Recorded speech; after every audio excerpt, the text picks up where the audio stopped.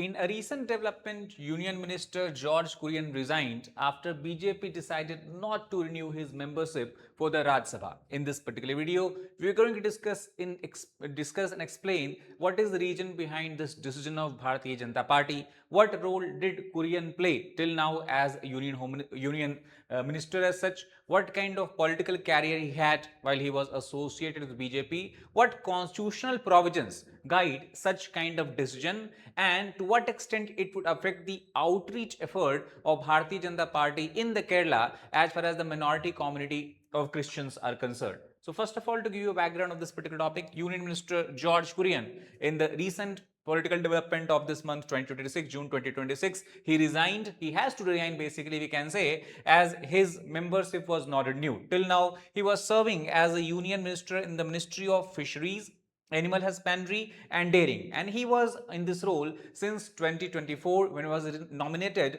as a member of Rajya Sabha from the state of Madhya Pradesh. Now he resigned after Rajya Sabha term expired and the BJP decided not to renew his term.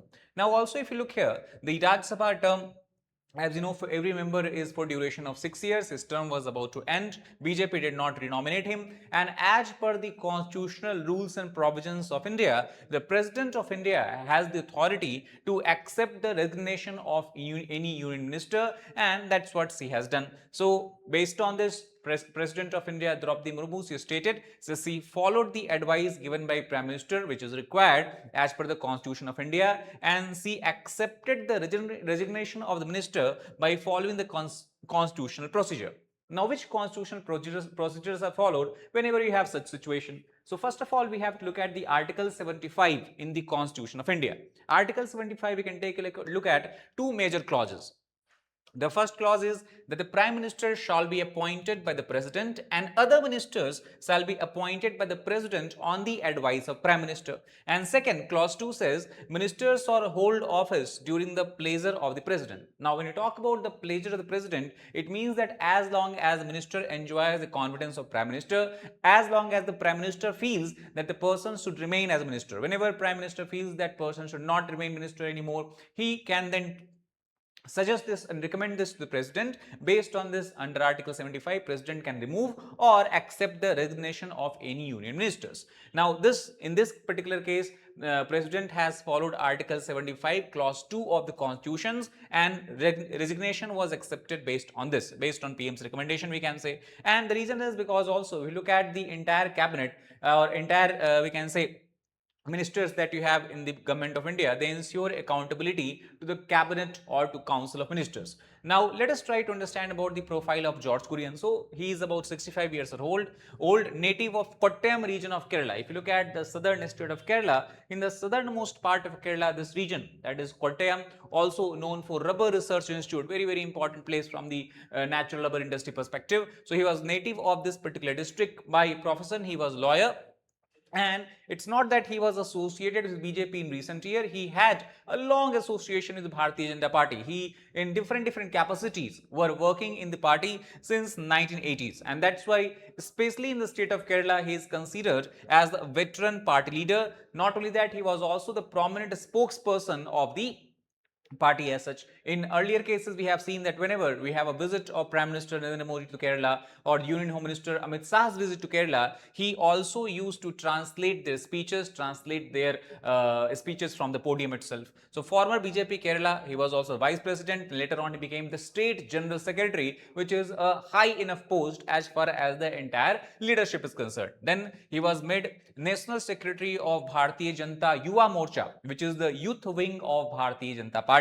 Then he became member of BJP National Executive, one of the top tier executive bodies of the party as such, and thus through these capacities, before becoming the union minister in the Department of Fisheries, Ministry of Fisheries, he was serving and working. So overall, we can say he had a total experience of over 4 decades, 40 years of service.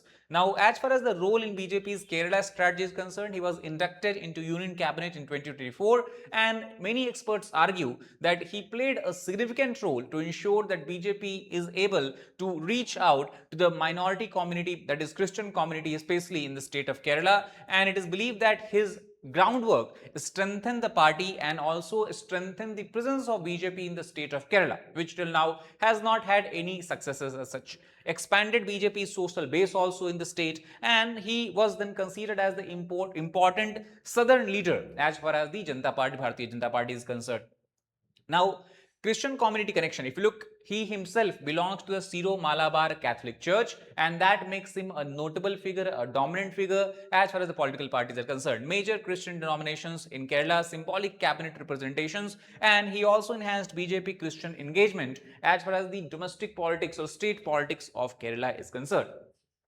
Now, electoral and administrative experience, if you take a look here, so he actually contested the seat of Kottapalya in 2016, where he faced the then Chief Minister of Kerala, O. Chandy. There he was unsuccessful, that means he was defeated, and he served under O. Rajgopal as officer on special duty between 1999 to 2004, and thus he had experience of large scale governance all the way from grassroots to a higher level as such. Now, when you talk about the Rajya Sabha, we know that for becoming a member of Rajya Sabha, you do not need to be a member of that particular state itself. That's why he was nominated as a member of parliament from the central Indian state of Madhya Pradesh, and yesterday itself his 6-year tenure was completed, and it is then the BJP decided not to renominate him, because again it is a decision of party itself. If BJP would have wanted, he again could have become the MP from member of parliament from the same area and could have served another 6 years in the as a minister or as a member of parliament.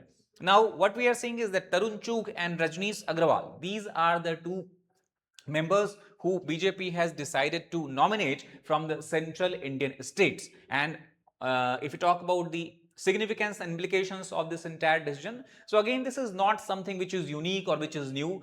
Cabinet reshuffle happens all the time, no matter whichever party is in power, based on the working, based on the efficacy and overall we can say a trust a person holds in the eyes of prime minister or the top leadership. Cabinet reshuffle is something that happens very frequently. Many times people are even given charge of different ministries who have been working in earlier ministry for past. So this is example of evolving political priorities. However, experts argue this is going to have impact on the Kerala outreach program of BJP as far as the Christian groups or Christian minorities are concerned. And also there is a clear cut, we can say, parallel to a similar case we have seen in the case of BJP earlier also. Before Mukhtar Abbas Naqvi, who is considered as also a top leader of the Bharatiya Janata Party, he was also not renominated to the Rajya Sabha, and he had to resign just one day before the completion of his term as a union minister, because the Bharatiya Janata Party just one day before decided not to renew his term. He also was serving as a minister of minority affairs and was very significant voice in the outreach program of BJP to the Muslim community. So it highlights the role of Rajya Sabha renomination, how this is largely controlled by the Prime Minister, and based on his decision,